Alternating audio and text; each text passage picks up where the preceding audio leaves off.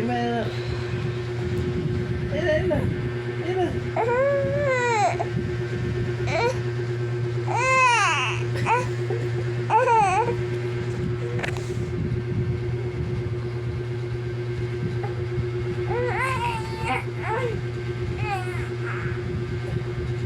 Ayan na.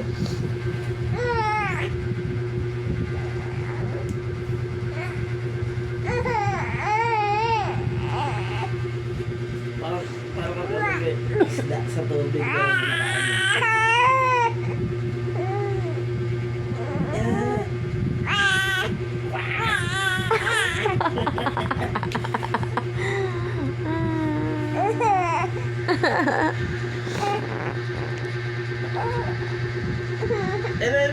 Kunti na lang.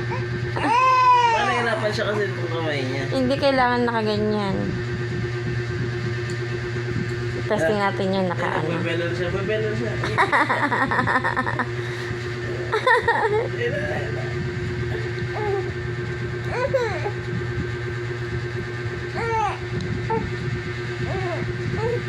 Kunti na lang.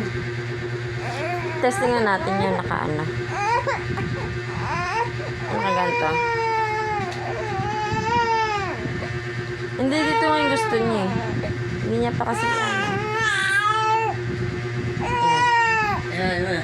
Yeah, try pa. Try mo, dali. Opo. Hindi, kaya mo yan. Hindi ka makakalis yan hanggang di mo nagagawa yan. Kaya mo po yan. Kaya po yan.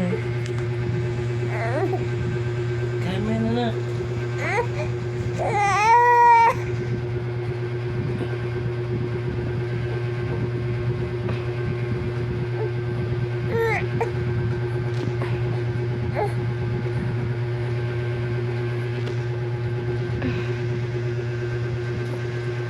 Yung ginagawa mo kanina, ganun lang.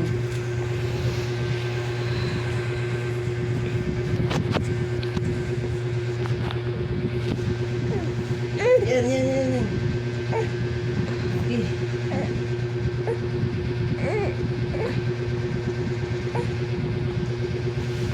Wala eh.